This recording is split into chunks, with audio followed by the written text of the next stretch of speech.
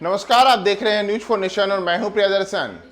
बिहार में इन दिनों pressure politics से अपने चरम पर है और इस चरम पर जो प्रेशर पॉलिटिक्स है उसमें सबसे बड़े प्रेशर में मुख्यमंत्री नीतीश कुमार नजर आ रहे हैं। वह भी उस प्रेशर में जो उनकी भ्रष्टाचार को लेकर जीरो टॉलरेंस की नीति रही है। यानी कि नीतीश कुमार हमेशा से कहते रहे हैं कि वे भ्रष्टाचार के मामलों में जीरो टॉलरेंस अपनाते हैं, लेकिन स्थिति है कि वो इन दिनों जिनके साथ सरकार में हैं उनके ऊपर कई प्रकार के भ्रष्टाचार के आरोप हैं। यानी कि बिहार के उप मुख्यमंत्री तेजस्वी यादव और उनके परिवार के कई लोगों के खिलाफ पिछले सप्ताह की अगर हम बात करें तो लगातार सीबीआई और ईडी ने छापेमारी की, कार्रवाई की, जांच हुई, पूछताछ हुई और उसके बाद कई प्रकार के आरोप उनके खिलाफ लगे हैं। ऐसे में लगातार तेजस्वी यादव की पार्टी जो राजद है वह अब केंद्रीय जांच एजेंसियों को बिहार में प्रवेश न करने देने के लिए कानून लाने की मांग कर रही है। चाहे राजद नेता भाई वीरेंद्र हों या फिर कई अन्य नेता हों, उन्होंने साफ तौर पर बार बार सार्वजनिक रूप से कहा है कि बिहार के मुंह में भी ऐसी नीतियां अपनाई जानी चाहिए जिससे चाहे सीबीआई हो या ईडी हो या कोई अन्य जांच एजेंसी हो, उसे बिहार के नेताओं के खिलाफ जांच करने के पहले राज्य सरकार से अनुमति लेनी चाहिए।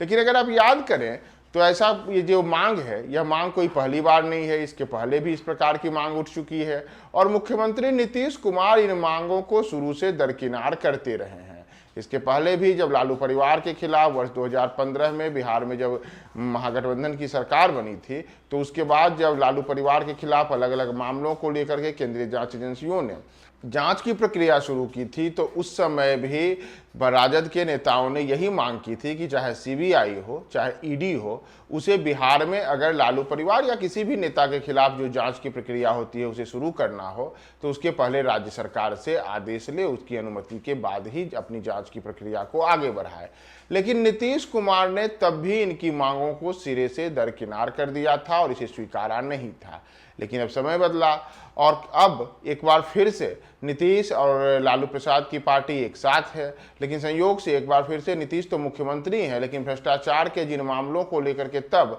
लालू परिवार परेशान था, एक बार फिर से वैसे ही मामलों में इस बार भी घिरा हो। यानी कि रेलवे में जो नौकरी के बदले जमीन हड़पने के मामले हैं उसे लेकर के लालू परिवार के कई लोगों के ऊपर जांच प्रक्रिया चल रही है और राजद बार बार कह रही है कि बिहार में सीबीआई और ईडी की एंट्री पर बैन लगनी चाहिए। यानी कि सीबीआई और ईडी तभी बिहार में आए जब उसकी अनुमति राज्य सरकार दे। तो बड़ा सवाल है कि क्या ऐसा संभव है और क्या नीतीश कुमार यह निर्णय लेंगे, क्योंकि देश के कई ऐसे राज्य हैं जहां इस प्रकार के नियम हैं, लेकिन नीतीश क्या उन नियमों को अपने राज्य में लागू करेंगे, यह बड़ा सवाल इसलिए है कि वे तो हमेशा से भ्रष्टाचार पर जीरो टॉलरेंस की नीति अपनाने की बात करते हैं और अब नीतीश के ही साथ जो उनके उप मुख्यमंत्री हैं वही भ्रष्टाचार में फंसे हुए हैं। तो नीतीश पर भी एक दबाव डाला जा रहा है कि आप पहले तो इन केंद्रीय जांच एजेंसियों को यहां आने से रोकने के लिए कानून लाइए, जैसा कानून पश्चिम बंगाल में है, मेघालय में है, सहित यानी कुछ और राज्यों में है।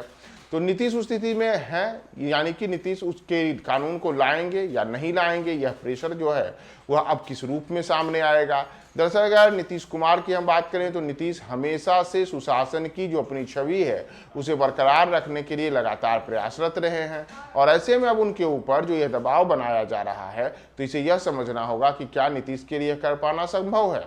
दरअसल सीबीआई कार्रवाई कैसे करती है इसे हमें समझना होगा। CBI Delhi special police establishment 1946 के तहत आती है, यानी केंद्रीय जांच ब्यूरो का जो गठन हुआ था उसे इसी एक्ट के तहत किया गया था और इस कानून का सेक्शन 5 कहता है कि केंद्र सरकार द्वारा जांच शुरू करने की अनुमति सीबीआई को दी जाती है। हालांकि इसी कानून का सेक्शन 6 कहता है कि सीबीआई को किसी मामले में जांच के लिए राज्य सरकार की अनुमति लेनी पड़ती है। इस तरह यह साफ है कि राज्य सरकार की मंजूरी के बगैर सीबीआई राज्यों में जांच नहीं कर पाएगी, लेकिन ऐसा नहीं है। दरअसल जिन राज्यों में यह कानून लाया गया है उन्हीं राज्यों में जो ये सेक्शन 6 है यह लागू होता है और ऐसे में मौजूदा समय में झारखंड, मेघालय, केरल, महाराष्ट्र, पंजाब, राजस्थान, छत्तीसगढ़, पश्चिम बंगाल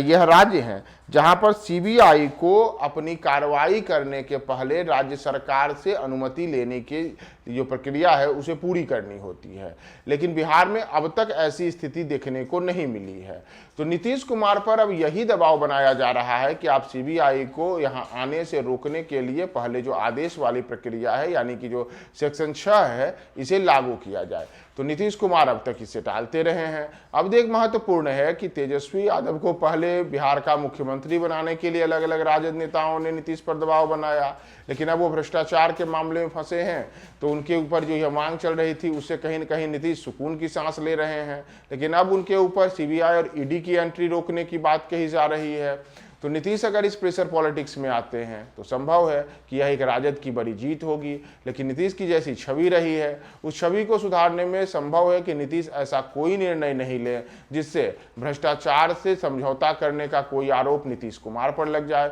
और रही बात सीबीआई की, तो सीबीआई भले ही इन कानूनों के दायरे में आती है कि उसे राज्य सरकार से अनुमति लेनी पड़ेगी, लेकिन